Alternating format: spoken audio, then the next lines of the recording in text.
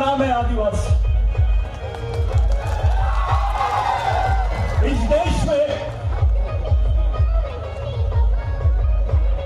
Christian होना बड़ी बात नहीं है, इस देश में हिंदू होना बड़ी बात नहीं है, इस देश में मुस्लिम होना बड़ी बात नहीं है, इस देश में ब्राह्मण होना बड़ी बात नहीं है। इस देश में सबसे बड़ी बात है आदिवासी होना।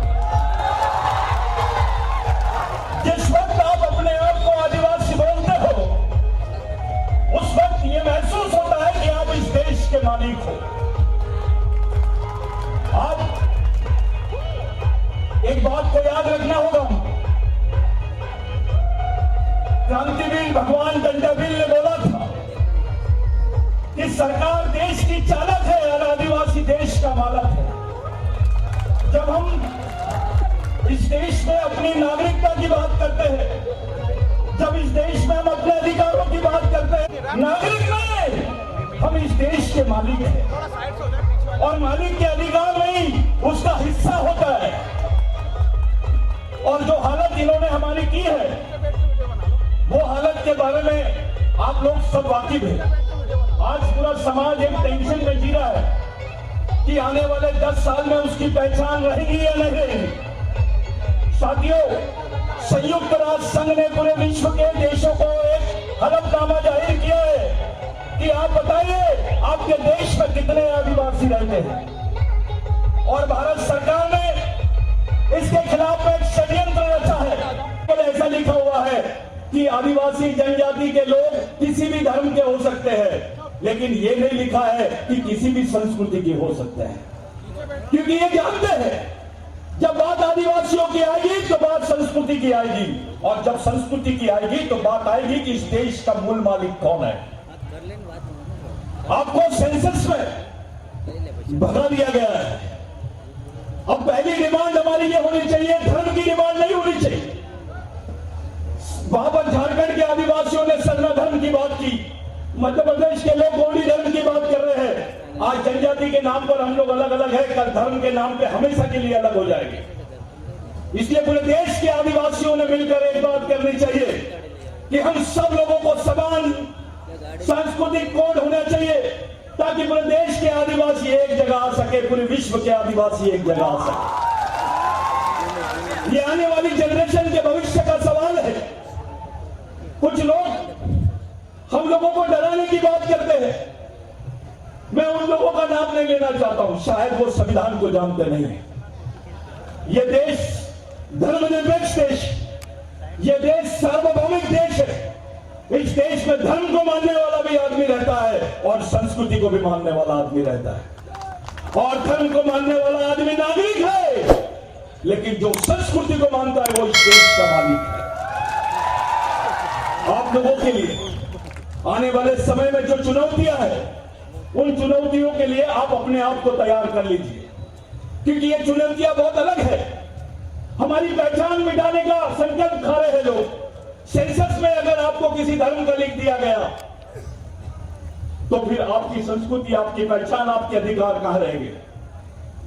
आप विधायक हो क्योंकि आप आदिवासी, आप एमएलए हो, आप कलेक्टर हो, डॉक्टर हो, इंजीनियर हो, क्लर्क हो, टीचर हो, क्योंकि आप आदिवासी। जिस दिन आप आदिवासी नहीं रहोगे, आपके पास वो भी नहीं रहेगा।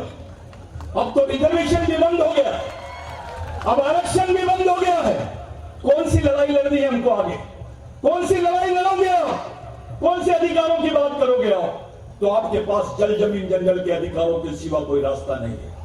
और जब जल जमीन जंगल की बात करोगे तो आपको भगवान टंटाबिल की याद आएगी, बिरसा मुंडा की याद आएगी, तिलका मांझी की बात आएगी, राघोजी भांगरे की बात याद आएगी, आपको तमाम शहीदों की बात याद आएगी, उनके विचारों की याद आएगी। अब एक सवाल मेरा आप लोगों से, आप बताइए कि टंटा मामा ने जीसस क्राइस्ट ने तो क्राइस्ट पे चढ़ा दिया उनको कि ईश्वर है, ये उसकी सच्चाई बताने के लिए वो क्राइस्ट पे चढ़ गए, लेकिन टंटा मामा तो अपने समाज के लिए फांसी पे चढ़ गया। क्या रिश्ता था आपके साथ? जब टंटा मामा को फांसी दी जा रही थी तो टंटा मामा को पूछा गया कि आप क्या देखना चाहते हैं, आखिरी बार आपकी क्या इच्छा है? तो टंटा मामा ने बोला मेरे मालिकों को दिखा दो, मेरे समाज के भगवानों को दिखा दो, मैं उनको देखकर ही मर जाऊंगा। टंटा मामा ने अपने समाज को अपना भगवान माना, आखिरी तक के अपने समाज के लोगों को मालिक बोला। साथियों, इस देश में हिंदू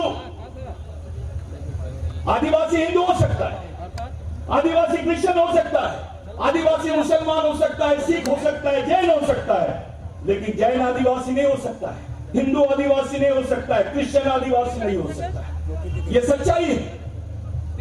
हम लोगों की पहचान एक सांस्कृतिक पहचान है, हम लोगों का विचारधारा एक सांस्कृतिक विचारधारा है। हमारे पूर्वजों ने, हमारे शहीदों ने जिनकी फोटो आप लोगों ने देखे, इन्होंने जल जमीन जंगल के लिए बात की। इनका उदाहरण ही था कि जल जमीन जंगल पे बात कर रहे हैं। बहुत जल्दी इस बात को लेकर, समान सांस्कृतिक कोड की बात को लेकर पूरे देश में आंदोलन चला रहे हैं। आने वाले समय में टंटा मामा का जन्मदिन है, 26 जनवरी को जब गणतंत्र दिवस रहता है, उसी दिन भगवान टंटा भील का जन्मदिन है। आप सब लोगों में इस आंदोलन को ले जाना और बोलना है कि हम इस देश के मालिक हैं, हमको समान सांस्कृतिक कोड मिलना चाहिए, हमारे को हमारी पहचान बरकरार रहनी चाहिए, हमारे सामाजिक सांस्कृतिक अधिकार मिलना चाहिए, तब जाके आपकी 5वीं 6वीं अनुसूची की बात पूरी होती है। मेरे भाइयों, मेरे लिए एक ऑर्डर था कि आप कुछ शब्दों में बोला जाए। मैं कुछ ही शब्दों में बात कर रहा हूं। मैं आपको 2 बातें सिर्फ याद दिलाना चाहूंगा, टंटा मामा और बिरसा मुंडा जी, और अपनी बात को खत्म करना चाहूंगा। बिरसा मुंडा ने बोला था, अधिकार, जल जमीन जंगल, अधिकार और सम्मान मांगने वाली चीज नहीं है। अगर ये चाहिए तो उसको छीनने की ताकत पैदा करो, अपनी संगठनात्मक ताकत पैदा करो।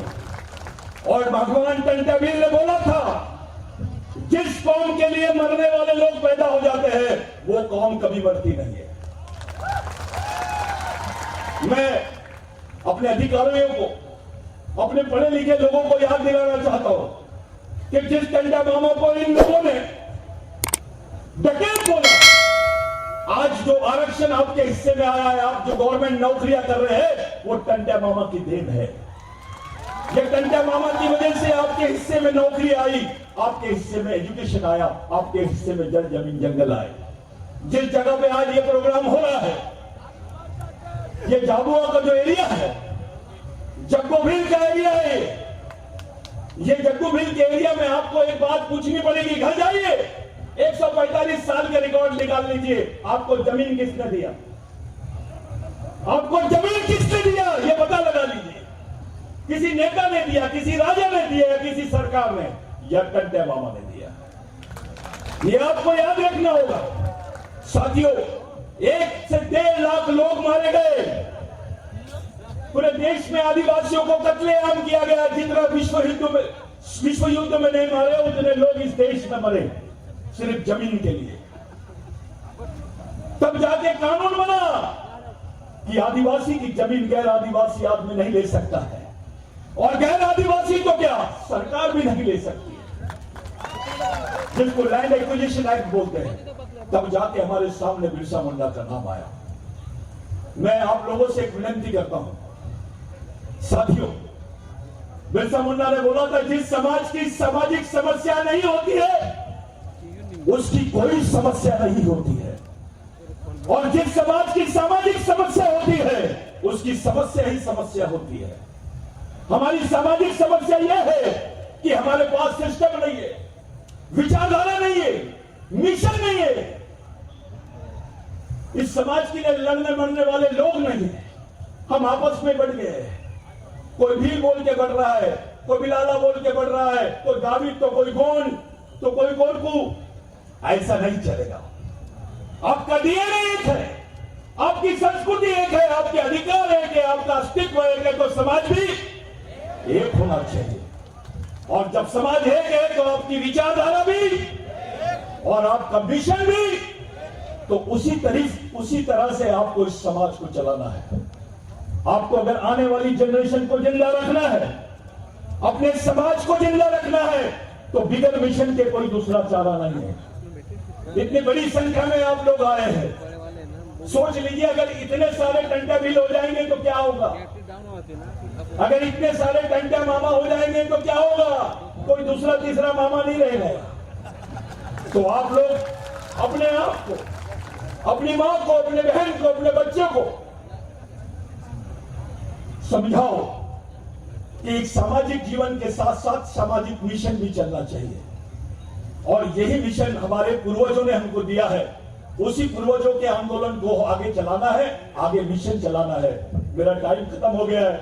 मैं आप सब लोगों का, आयोजकों का, सबका धन्यवाद देना चाहता हूं, लेकिन एक बार फिर आपको याद दिलाना चाहता हूं, नहीं कोई मंच बोल, राजा का बेटा राजा नहीं, नेता का बेटा नेता नहीं, समाज के गरीब आदमी का भी बच्चा समाज का नेतृत्व करना चाहिए। आप लोग, मेरा समय खराब ये हो गया है, समाप्त हो गया है, लेकिन मैं जाते जाते आखिरी बार याद दिलाना चाहता हूं, आने वाले 26 जनवरी को हमारे भगवान का बर्थडे है। इस देश का 100 दिवस नहीं, पहले टंटा मामा का जन्मदिन, बाद में 100 दिवस, क्योंकि टंटा मामा पहले शहीद हुआ, बाद में आजादी मिली। आपका ये इस देश का फादर नहीं, ग्रैंड फादर है टंटा मामा। तो आप लोग ईमानदारी से सांस्कृतिक कोड के लिए काम करेंगे, यही मेरी आप लोगों से विनती है। जय बिरसा, जय टंटा मामा, जय आदिवासी।